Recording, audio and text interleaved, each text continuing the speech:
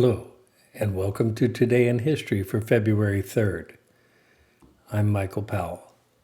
Believe it or not, I was young once, and I was young enough to remember today's incident, the day that music died. Rising American rock stars Buddy Holley, Richie Valens, J.P. the Big Bopper Richardson were all killed when their chartered Beechcraft Bonanza plane crashed in Iowa a few minutes after takeoff from Mason City on a flight headed to Moorhead, Minnesota. Investigators blamed the crash on bad weather and pilot error. Holley and his band, the Crickets, had just scored a #1 hit with "That'll Be the Day." After mechanical difficulties with their tour bus, Holley had chartered a plane for his band to fly between stops on the Winter Dance Party tour.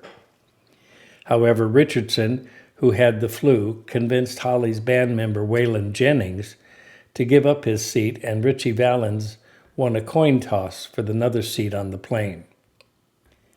Holley was born Charles Holley in Lubbock, Texas, and was just 22 when he died.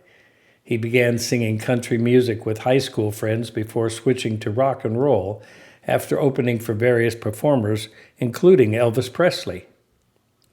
By the mid-1950s, Holley and his band had a regular radio show and toured internationally, playing hits like Peggy Sue, Oh Boy, Maybe Baby, and Early in the Morning. Holley wrote all his own songs, many of which were released after his death, and influenced such artists as Bob Dylan and Paul McCartney. Another crash victim, J.P. the Big Bopper Richardson, 28, started out as a disc jockey in Texas and later began writing songs. Richardson's most famous recording was Chantilly Lace, which made the top 10. He developed a stage show based on the radio persona, the Big Bopper. The third crash victim was Richie Valens, born Richie Valenzuela, in a suburb of Los Angeles, who was only 17 when the plane went down, but had already scored hits with Come On, Let's Go, Donna, and La Bamba, an upbeat number based on the traditional Mexican wedding song, though Valens very rarely spoke any Spanish. In 1987, Valens' life was portrayed in a movie, La Bamba, and the title song, performed by Los Lobos, became a #1 hit. Valens was posthumously inducted into the Rock and Roll Hall of Fame in 2001.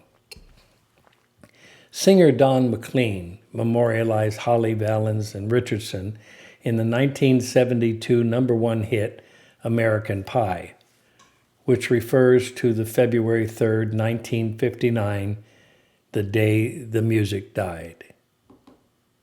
I not only remember the incident, I remember all of those songs. Does that date me? At any rate, for today, I'm Michael Powell.